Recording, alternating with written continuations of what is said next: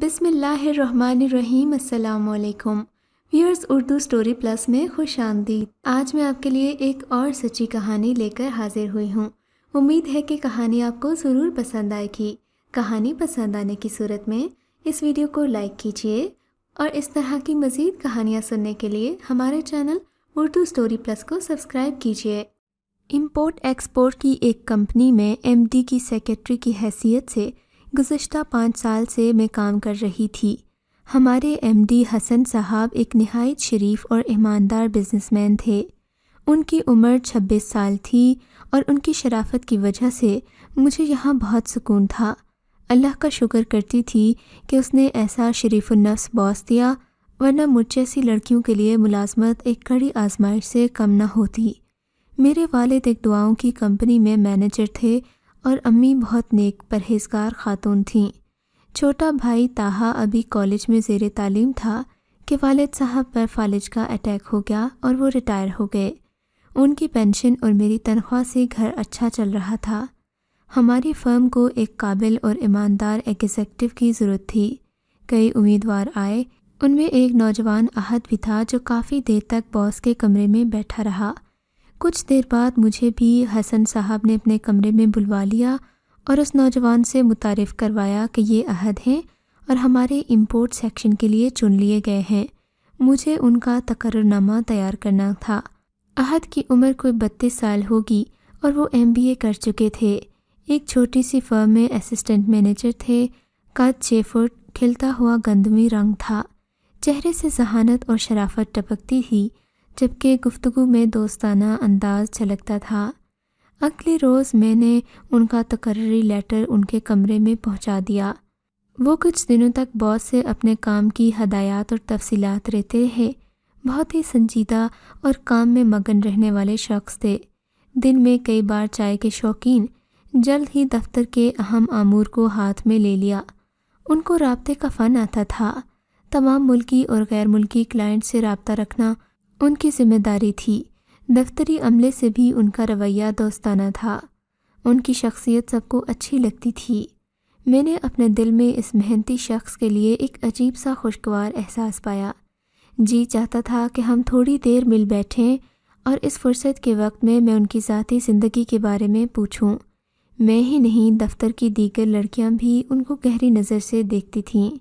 وہ بہانے سے ان کے کمرے میں جانے کی کوشش کرتیں، مگر ایک لڑکی ان پر خاص نظر رکھتی تھی اور اس کا نام فاطمہ تھا۔ مجھے اس کی یہ کوشش بری لگنے لگی، جانے کیوں، حالانکہ میرا اس سے کوئی واسطہ نہیں تھا۔ ایک دن مجھے آفس میں بیٹھے بیٹھے بخار ہو گیا تو میں نے باس سے چھٹی لی اور گھر جانا چاہا۔ احد بھی اسی وقت دفتری کام سے بینک جانا چاہ رہے تھے۔ انہوں نے مجھے لفٹ کی آفر دی۔ میرے لیے یہ اچھا موقع تھا۔ میں احد کے ساتھ چلی گئی۔ اس نے تھوڑی دیر بینک میں رک کر اپنا کام نمٹایا۔ اس وقت لنچ کا ٹائم ہو رہا تھا۔ اس نے مجھے چائنیز ریسٹورنٹ میں لنچ کی پیشکش کی اور نہ چاہتے ہوئے بھی میں نے اس پیشکش کو قبول کر لیا۔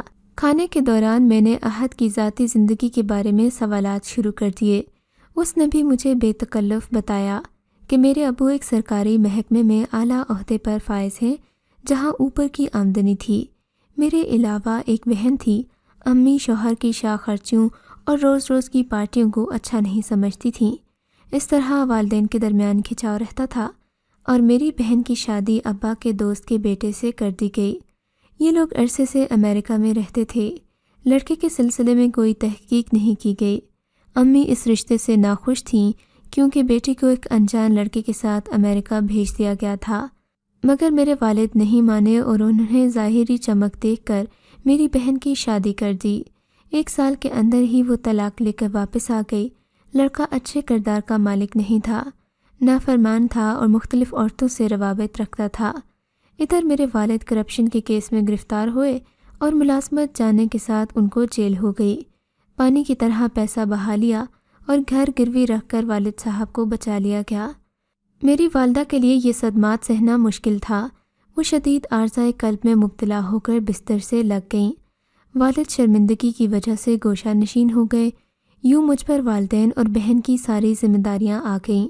گھر بینک میں گروی تھا۔ یہ حالات ہیں جن سے میں گزر رہا ہوں۔ ان کے حالات سن کر میرے دل میں احد کے لیے ہمدردی پیدا ہو گئی۔ مجھے گھر پہنچا کر وہ آفس لوٹ گیا کیونکہ بہت دیر ہو چکی تھی۔ اس دن کے بعد سے ایک انجانی کشش مجھے احد کی جانب کھینچ کر لے جاتی تھی۔ باس نے احد کو ایک ضروری کام سے چین بھیجا اور 10 روز بعد وہ واپس آیا۔ اس نے انتہائی ذمہ داری سے اپنا کام پایۂ تکمیل تک پہنچایا تھا۔ باس نے اس کامیابی پر اسے بہت سراہا تھا اور اس کے اعزاز میں ایک پارٹی دی تھی۔ اس نے اپنے غیر ملکی دورے کے الاؤنس سے تمام سٹاف کے لیے تحفے خریدے تھے۔ میرے لیے ایک میوزیکل بیوٹی باکس لایا۔ مجھے لگا کہ میرا تحفہ سب سے بہترین ہے، تبھی میرا جی چاہا کہ میں بھی احد کو کوئی تحفہ دوں۔ میں نے ایک بہترین پرفیوم خرید کر اس کو دیا۔ وہ بہت حیران ہوا۔ اسے لگا کہ اس تحفے کی صورت میں نے اظہار محبت کر دیا ہے۔ اس طرح اس نے میرے اندر چھپی ہوئی محبت کی خوشبو کو پہچان لیا تھا۔ پھر آہستہ آہستہ بات زبان تک آ گئی اور پھر میں نے احد کو اپنا ذاتی بیک گراؤنڈ بتا دیا۔ میں نے احد کے اندر ایک انتہائی معصوم شخص کی تصویر دیکھی تھی جو ماضی اور حالیہ ذمہ داریوں سے نمٹنے کا عزم رکھتا تھا، لیکن اس پر ایک خوف بھی طاری تھا۔ اس نے بھی وہ مجھ سے اظہار محبت کیا اور زندگی بھر مجھے اپنے ساتھ دیکھنا چاہتا تھا۔ اس نے بتایا کہ اسے مجھ سے مل کر ایک حوصلہ ملتا ہے، لیکن انجانا خوف بچھڑ جانے کا تھا، جیسے اسے حالات کی کمزوری نے وہمی بنا دیا ہو۔ میں نے محسوس کیا کہ وہ سہارا چاہتا ہے، کوئی ایسا ساتھی جس پر وہ ہمیشہ بھروسہ کر سکے۔ یوں ہم لوگ سب سے چھپ کر اکثر ساتھ وقت گزارنے لگے۔ میں اس کو حوصلہ دیتی، اس کے اندر کے جذبے اور صلاحیت کی تعریف کرتی اور خدا سے اس کی مدد کی دعا بھی کرتی۔ اچانک ایک دن احد آفس نہیں آیا۔ میں اس کو ایک دن نہیں دیکھتی تھی تو میرا دن نہیں گزرتا تھا۔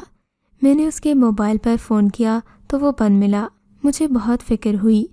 دوسرے روز وہ آفس آیا تو لگا جیسے وہ ساری رات سویا نہیں ہے۔ چہرے پر گہرا تفکر اور اداسی کی ملی جلی تحریریں تھیں۔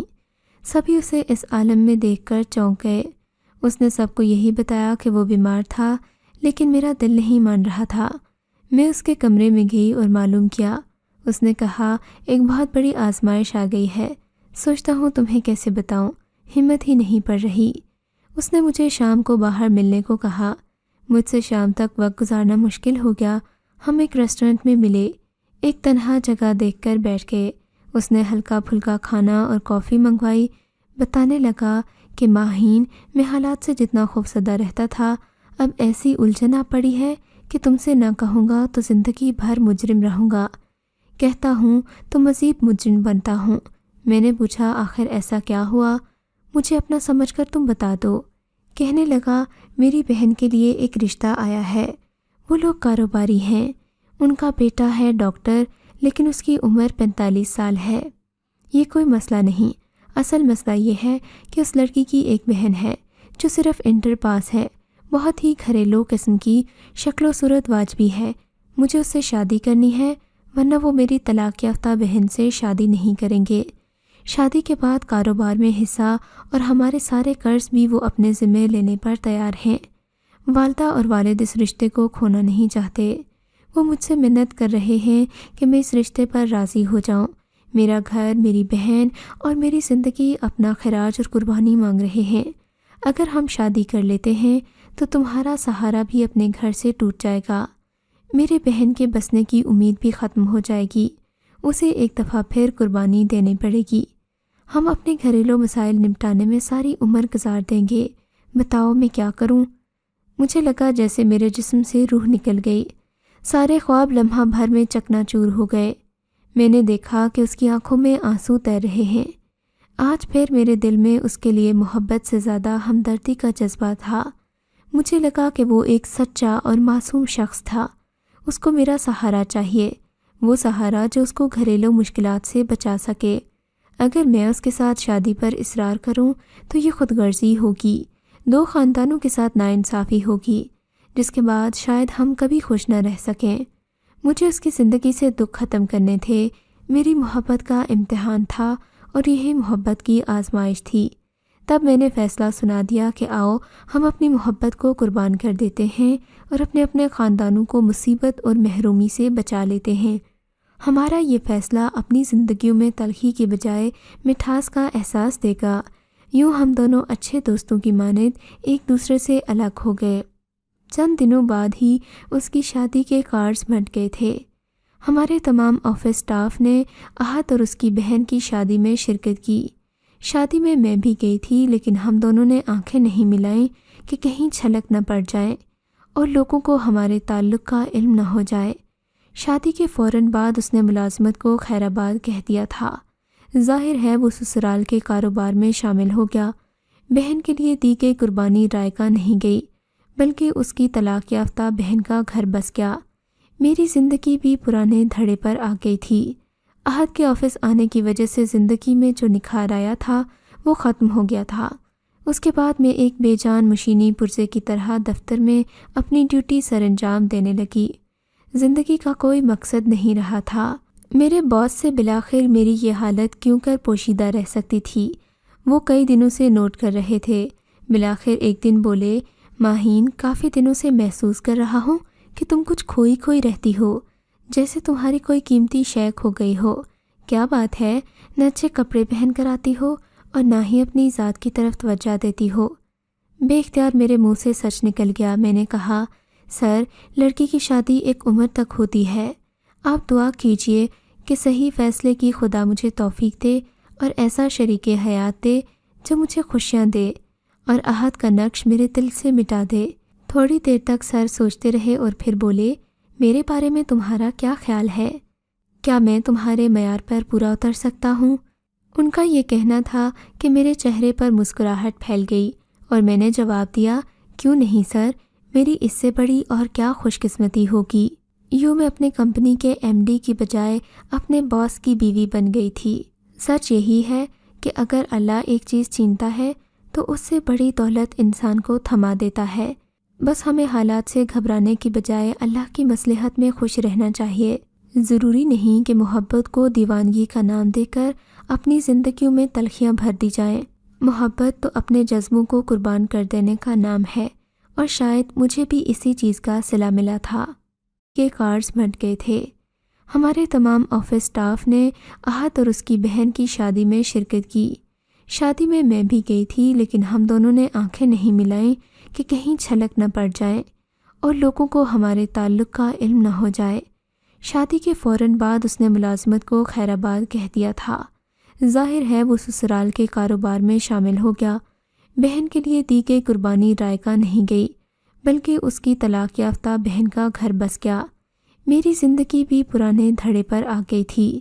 احد کے آفس آنے کی وجہ سے زندگی میں جو نکھار آیا تھا وہ ختم ہو گیا تھا۔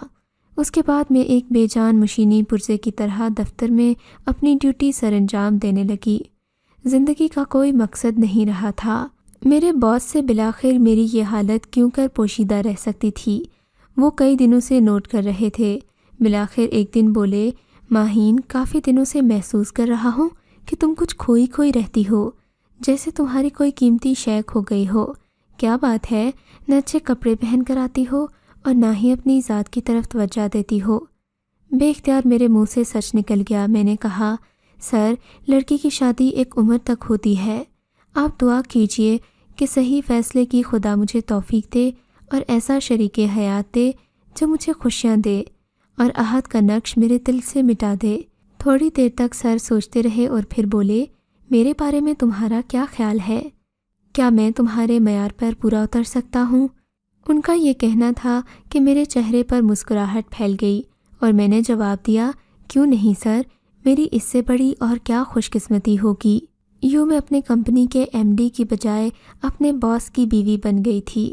سچ یہی ہے کہ اگر اللہ ایک چیز چینتا ہے تو اس سے بڑی دولت انسان کو تھما دیتا ہے۔ بس ہمیں حالات سے گھبرانے کی بجائے اللہ کی مصلحت میں خوش رہنا چاہیے۔ ضروری نہیں کہ محبت کو دیوانگی کا نام دے کر اپنی زندگیوں میں تلخیاں بھر دی جائیں۔ محبت تو اپنے جذبوں کو قربان کر دینے کا نام ہے، اور شاید مجھے بھی اسی چیز کا صلہ ملا تھا۔ ضروری نہیں کہ محبت کو دیوانگی کا نام دے کر اپنی زندگیوں میں تلخیاں بھر دی جائیں۔ محبت تو اپنے جذبوں کو قربان کر دینے کا نام ہے، اور شاید مجھے بھی اسی چیز کا صلہ ملا تھا۔ اگر آپ کو یہ کہانی اچھی لگی ہے تو ہماری ویڈیو کو لائک کیجیے اور اس طرح کی مزید کہانیاں سننے کے لیے ہمارے چینل کو ضرور سبسکرائب کریں۔